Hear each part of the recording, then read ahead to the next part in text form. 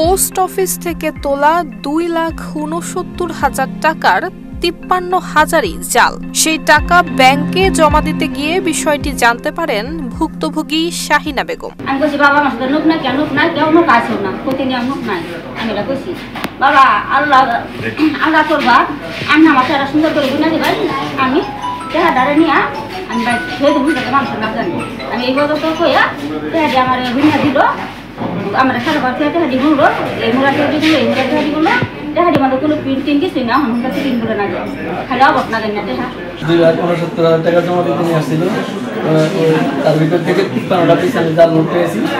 উদ্বোধন কর্তৃপক্ষের কাছে এর জন্য তদন্তের জন্য দাবি জানাইছি। ঘটনার পর ভুক্তভোগী সেই জাল টাকা নিয়ে আবারও পোস্ট অফিসে গেলে কোনো দায়িত্বই নিতে চায় না দপ্তরের হিসাব বিভাগ। টাকা মহিলা নিয়ে গেছে 7 তারিখ, আর 5 দিন পরে আজকে মহিলা এসে বলতেছে যে তার টাকার মধ্যে জাল নোট হবে। তারপরে আমরা বলছি আমরা তো পার্টিকে টাকা পার্টির কাছ থেকে দেখে নিই, আবার যে পার্টি নেয় তাকে বলে দেখে নিতে। তারপরে দেখে দিছি আমরা সব দেখা দিচ্ছি। তখন আপনি বুঝে নিচ্ছেন কারণ 5 দিন পরে আসছেন এটা নায়াসিনামাইড ও স্যালিসাইলিক সমৃদ্ধ লিলি ফেস ওয়াশ যা ফেসের ডেড স্কিন সেল দূর করে দেয় দ্বিগুণ ফাস্টার ব্রাইটেনিং। ঘটনা জানাজানি হতেই শেরপুর সদর উপজেলায় ছড়িয়ে পড়ে আতঙ্ক আর ক্ষোভ। কেননা কয়েকদিন আগে একই ঘটনার শিকার হয়েছেন আরও এক গ্রাহক। পোস্ট অফিসে গিয়ে 2,43,000 টাকা তুলে ব্যাংকে গেলে ধরা পড়ে 25টি জাল নোট। বৃহস্পতিবারের দিন আনুমানিক 12টা সাড়ে 12টার দিকে হবে আর কি। ইদ্রিস কোম্পানির ওনার নাম জানি না আমি, উনি টাকা জমা দিতে আসছে। একটা চালান 2,43,000 টাকা। 2,43,000 টাকার ভিতরে দুটো হলো 1,000 টাকার বান্ডিল আর 500 টাকার নোট হলো 86টা। টোটাল 2,43,000। এর ভিতরে 1,000 টাকার একটা বান্ডিল ঠিক আছে, আর 1,000 টাকার একটা বান্ডিলে ওই 3টে 4টে পরপর বা 2টে 3টে পরপর একটা করে জাল নোট। এইভাবে যখন আমি পেলাম 25টে এক প্যাকেটে 25টা নোট পাওয়ার পরে তখন আমি এই টাকাগুলা আমার জয়েন্ট কাস্টোডিয়ান সহ কর্তৃপক্ষের আমার ম্যানেজার স্যারের কাছে নিয়ে আসলাম যে কী করা যায়। তখন ওনারা এটা ডেস্ট্রয় করে ওনাদের কাছে দিছে এবং ওনারা ওদের কাছে স্টেটমেন্ট নিছে যে ওনারা এটা ব্যবস্থা নেব, ফুটেজ দেখে এটা একটা ব্যবস্থা নিয়ে পরে জানাবো।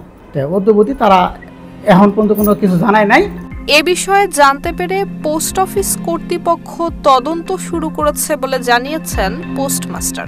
জাল টাকার বিষয়ে ঘটনাটা শুনছি, শোনার পরে সেকশনের যে অপারেটর আছে তার সঙ্গে আমি ব্যাখ্যা চাইতেছি, আর এটার বিষয়ে আমি চেষ্টা করতেছি কি ঘটনা ঘটছে এটা জানার চেষ্টা করতেছি।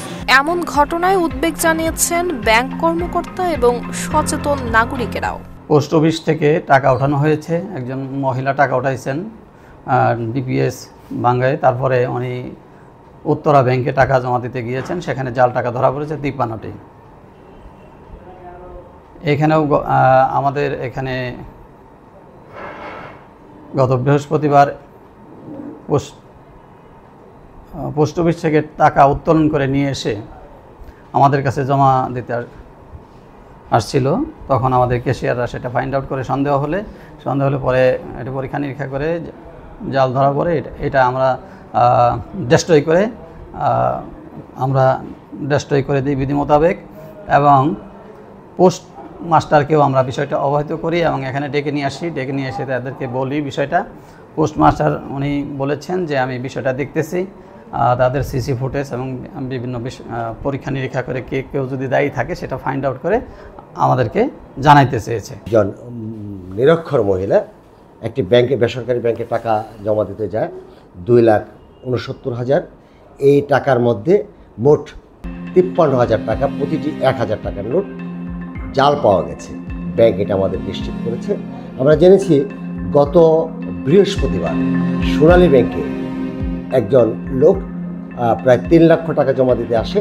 সোনালী ব্যাংক খুঁজে বের করে এখানে প্রায় 25টি নোট জাল। তার 2 দিন আগে আমাদের একজন খুব পরিচিত লোক আছে যিনি একটি ব্যাংকের বুথ থেকে কার্ড ঢুকিয়ে টাকা তুলে সেখানেও 1,000 টাকার এরকম একটি নোট জাল পাওয়া গেছে। বিভিন্ন মাধ্যমে শোনা যাচ্ছে মানুষের সাথে এরকম প্রতারণা হচ্ছে।